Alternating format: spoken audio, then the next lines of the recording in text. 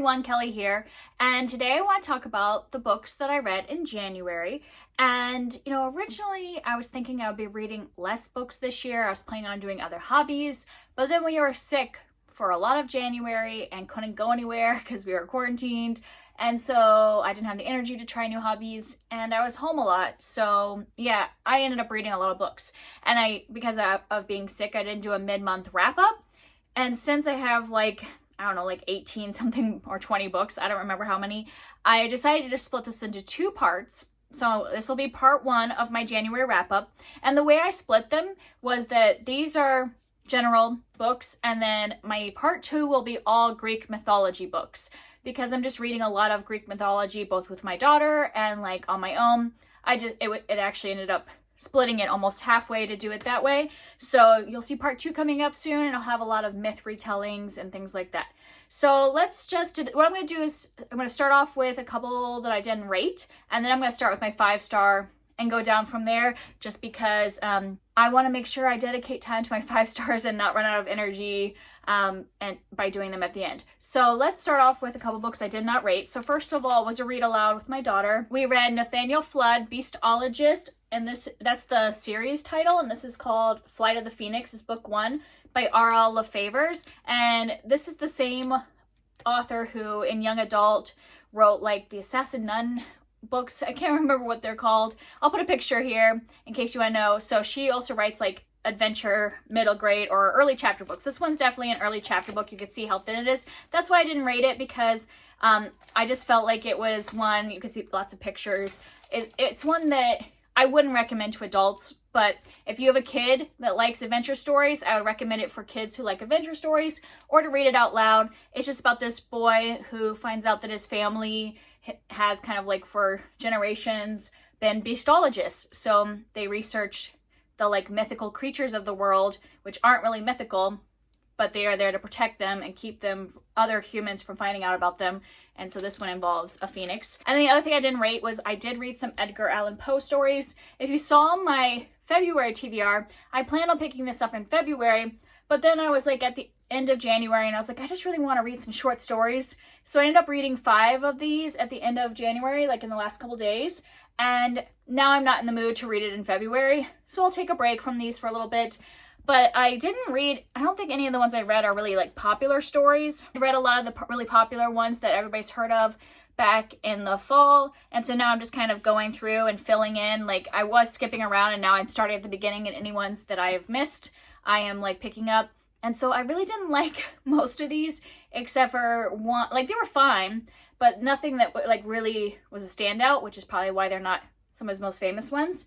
The only one that I would say that I really enjoyed was MS in a Bottle. It's manuscript in a bottle, and it was an adventure story that's kind of what's that? Journey to the Center of the Earth. It's kind of that story, but in a short story. And now for my 5 stars. I had 3 5-star books in this general category, and the first one was a sequel and end of a series. I read Redemptor by Jordan Ifueko. The first one is Raybearer. I love these UK covers. They're gorgeous. And I buddy read this with Kara from Wild Book Garden, and we both loved it. We were just gushing to each other. We were talking over Voxer, and it was just a gush of love for this book. I just really think this duology is solid. It's her debut. These two are her debut novels, and so I'm if she's this good in a debut, I'm just excited to see what else Jordan Ifueko writes in the future. Since this is the second and the last book in the duology, I'll just tell you the first one is kind of a complicated setup, so I'm going to try to be simplistic about it. But we are following a girl named Tari Sai, and in the first one, she is sent to the emperor's house. What they do is they gather a bunch of kids from all over the empire, and they're supposed to connect with the boy who is going to be the emperor next, after his father dies, and he's supposed to create a whole council. So he's supposed to pick from all of these kids from the different countries, regions in their kingdom, empire, whatever you call it, and pick one from each area of the empire and give them what's called the Ray. So that's why it's called the Raybearer. So then he connects with all these people, and that's kind of just the simplified version. But I just love the way she kind of, I think it's going one way, like I keep feeling like it's following a certain young adult fantasy trope, and then she like twists something on its head, and I'm like, oh, that's not the way the trope normally goes. And so I just really enjoy that she keeps surprising me. She's also like really good at doing those cliffhanger endings, and so then you just keep wanting to read it. It's very compulsively readable. I really love the character of Tarisai. Going through these 2 books, just seeing her character arc and the things that she's gone through. She has a lot of trauma in her childhood, and seeing her come into her like young adult life and how that trauma affects her. Obviously I'm being very vague because I don't want to say where her trajectory goes, but I just loved seeing her character growth in this one and seeing the way she had changed from the first book to the second book. There are a ton of characters in this book, which it's hard because at the beginning I was like, am I gonna like this because there's so many characters? But you don't have to know like everyone. She focuses in on the ones that are like really important to the story, and there are some side characters that I loved. One of the characters that's my favorite of the whole series, I can't tell you about because they don't come in till like halfway through this book, but they were amazing. Also, I would highly recommend this on audiobook because the narrator's great, but then there's like chants and stuff, like almost like songs, some chanting, some like drum noises kind of stuff that she does in the audiobook that's excellent. So yeah, I'm just like, everything about this, just love it. I'll definitely reread it someday. And yeah, I would highly recommend this if you want a young adult fantasy that doesn't necessarily follow all of the like same tropes over and over again, that kind of pulls them in a little bit, but then like spins them on their head sometimes. I would recommend this one. Then my next 5-star is another read aloud that I did with my daughter. Actually, we're reading this as a whole family, so my husband and I have been taking turns reading it with her, and this was The Lion, the Witch, and the Wardrobe by C.S. Lewis, so the first book in the Chronicles of Narnia. And I know there's like debate about whether you go in chronological order or publication order. Reading it with her, we're going in publication order and just doing the first few published books. And so we started with this one instead of Magician's Nephew, which I think is a good idea for kids because this one pulls you in a lot more, I think, than Magician's Nephew does. And it was just so much fun reading this with her and having her experience Narnia for the first time. And she's at that age where adventure stories she just really loves, and like she's starting to like guess now how they're gonna work out. So like we were going through this and every once in a while she's like, stop. I think that is the White Witch. Because, you know, like when we first meet the White Witch, she doesn't say that she's the White Witch, but, you know, she got it from the title and she's like, oh, I think that's who we're meeting. And just seeing her like as a 6-year-old, now 7-year-old, like experiencing this stuff for the first time and like really getting into the fantasy genre was really fun. I think this is a great story that still holds up. There is some older language and sometimes we'd have to stop and explain things, but it didn't it didn't stop the momentum of us reading it, and she really enjoyed it. We, as the parents, really enjoyed reading it with her, and we've already moved on to Prince Caspian and enjoying it, so I would still recommend The Lion, the Witch, and Wardrobe as a read aloud to kids. And then my last 5-star book is Thornwood by Leah Cypress, and I'm reading this as part of my Sleeping Beauty retelling video, which I'm still reading the books for that, so that'll hopefully be coming out in February. I hope I can read a few more and get that out by the end of the month. And this is a interesting retelling because we aren't kind of following the characters we would normally be following in the fairy tale of Sleeping Beauty. In this one, there is a younger sister, so Sleeping Beauty, who her name in this one, what is her name in this one? It's Rosalind. So Rosalind is the Sleeping Beauty character, and she has a younger sister named Bryony who doesn't show up in any of the fairy tales, and she basically is overlooked all the time because since her older sister is the one that has the curse and all that, she's the one that everybody's focused on and the one that we're making sure to protect Rosalind from, you know, touching the spindle and all that stuff. So all the focus is on the older sister, and so Bryony is kind of the invisible princess that nobody really pays any attention to. But then once the curse on Rosalind starts happening, suddenly Bryony's in the position where she is the one that's kind of figuring out what's happening. So she is the focus of the story, but we are still in that Sleeping Beauty plot line. This also does, I mean, yes, it starts off on the Sleeping Beauty plot line, but then it takes off into kind of new areas and kind of becomes its own like fantasy book. And I really loved it. I loved the world they created with like the dark fairies, you know, because the fairies are the ones that give Rosalind the curse to prick her finger. And then there's also the reason it's called a Thornwood is that, you know, how in the fairy tale when Sleeping Beauty gets put to sleep, the what are they called? The vines grow around the castle, and so the Thornwood is the like woods of vines that grow on the castle, and they're very sentient. And so this went actually pretty creepy, even though the cover looks very whimsical, middle grade. This went to some dark places, like still not beyond middle grade audience level, but I just was not expecting it to get as kind of creepy with the vines and like some of the things that were happening with the magic and stuff like that. So I really love this. It surprised me. It was very compulsively readable. It was another one that kept ending on these like kind of cliffhanger ending chapters where I'm like, I need to know what happens next. And it was kind of kept doing surprises, and I would highly recommend it as a retelling of Sleeping Beauty. All right, so now on to my 4-star books. The first one, let's stick with the middle grade theme, and I read The Vanderbeekers of 141st Street by Karina Glaser. And everybody talks about this book. Everybody that reads middle grade, you know, talks about how good this series is. And so I was like, I should finally pick it up. And I'm just not very much a contemporary middle grade reader. I much prefer middle grade fantasy. So I had started this one at Christmas time, thought I would finish it, you know, before Christmas, because this book actually takes place the week before Christmas. So I was like, oh, I'll just read it at the same time the book takes place.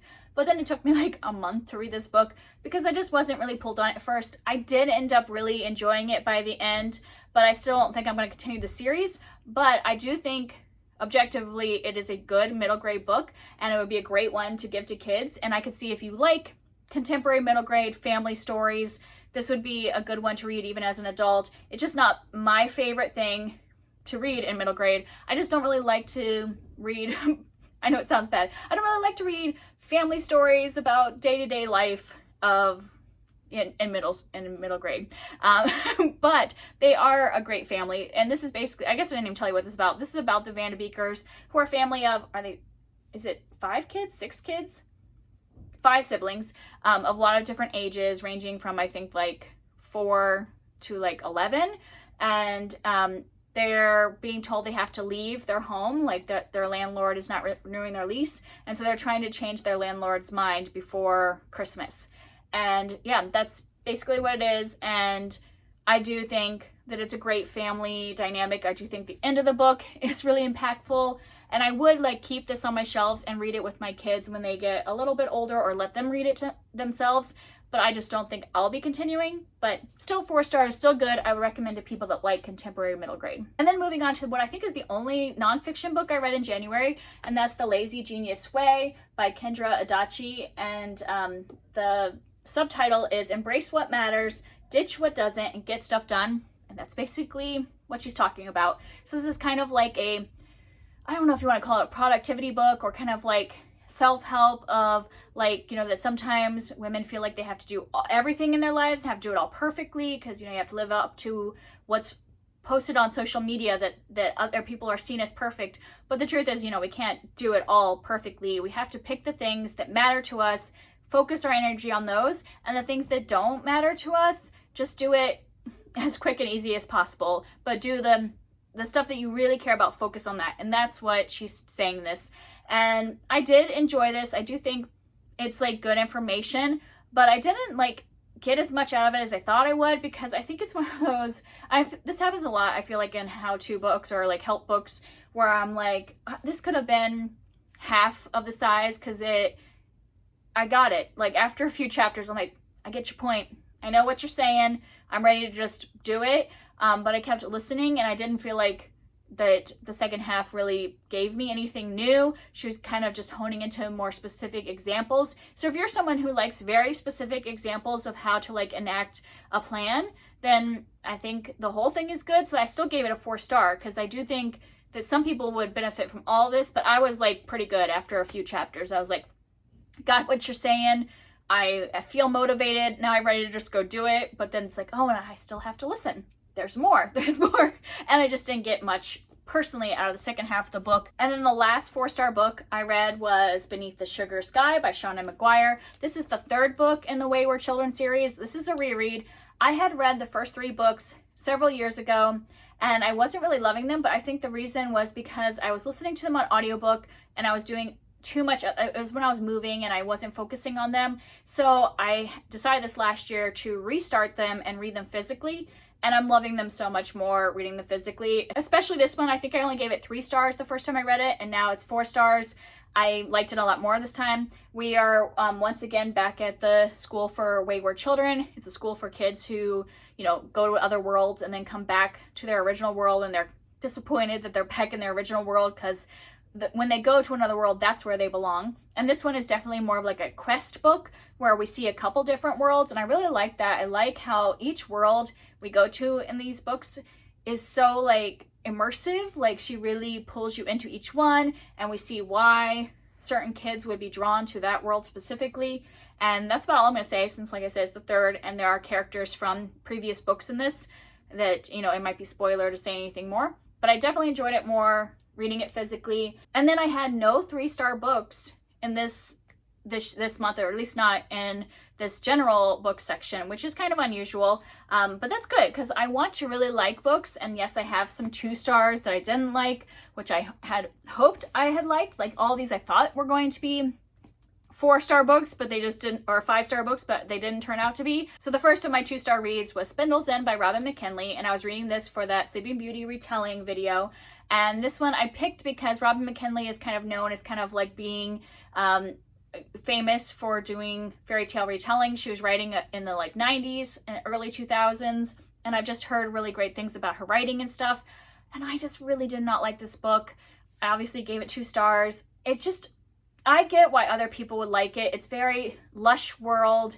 Her writing is fancy and stuff like that. It's very character driven, but I was like, can something happen, please?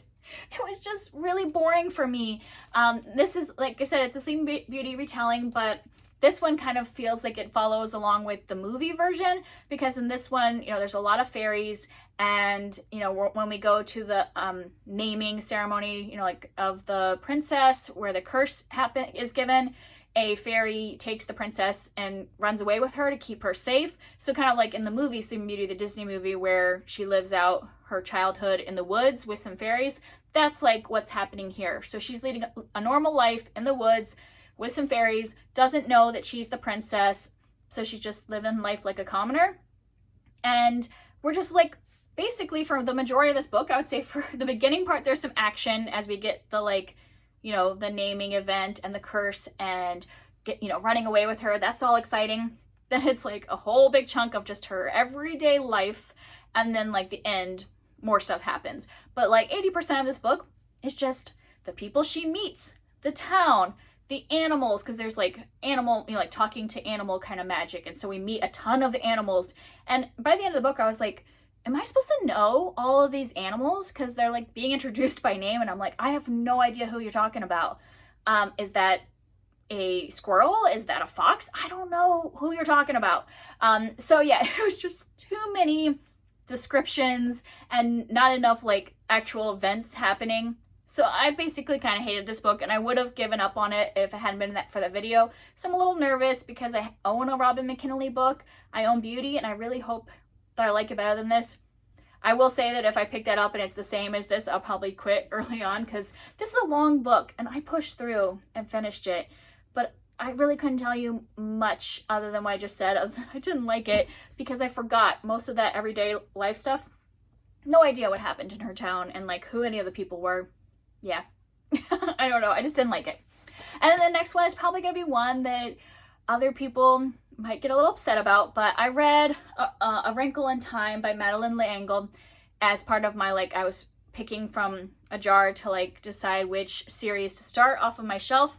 I picked this one up. It's classic children's sci-fi. A lot of people love this, very impactful to a lot of people's childhood. And I really didn't like it. And I don't know, there's just the writing was what I didn't like.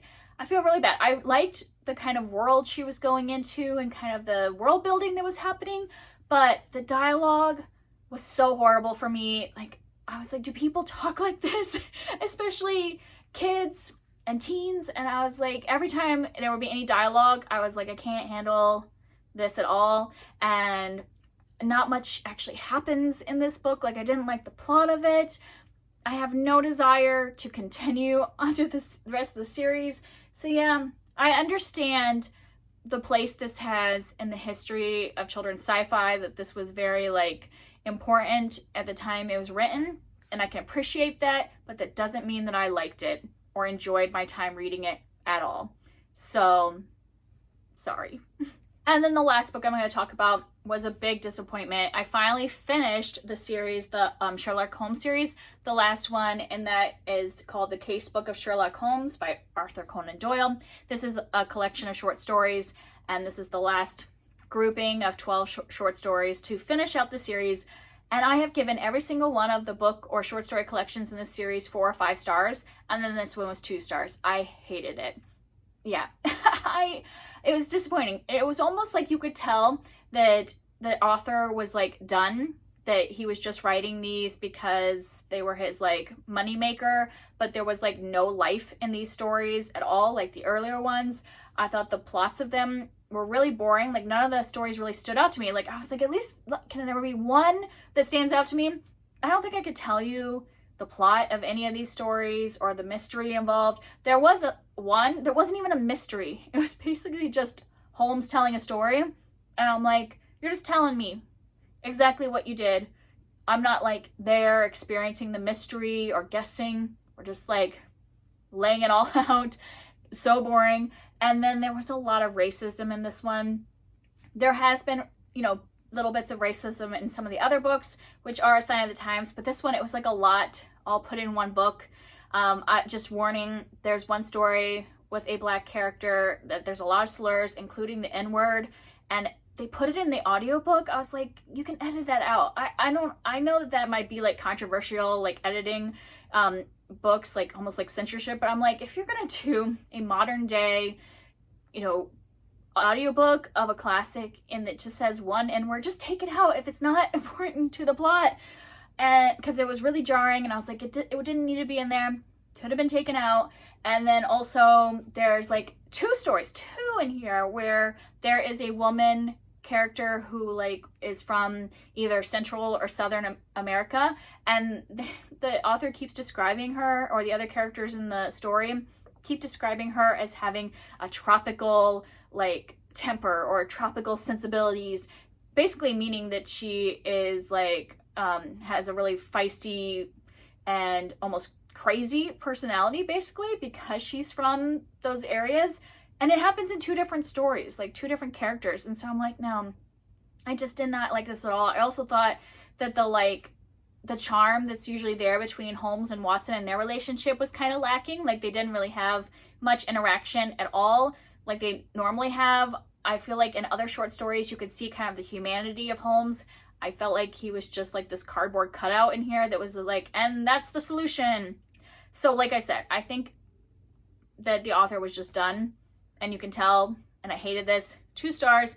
Luckily, like I have do I have it here? I don't know. Somewhere I have the like box set, and my box set does not include this one. So I'm just going to pretend this doesn't exist in the future. If I ever read the series again, my box set doesn't include it, so it doesn't exist. We will end it with his last bow. So that's it. Those are all of the kind of general books. In a few days, I will post my second part of this wrap up with all the mythology books, which I really loved a lot of those. So go ahead and check that out in a few days, and I'll see you next time. Bye.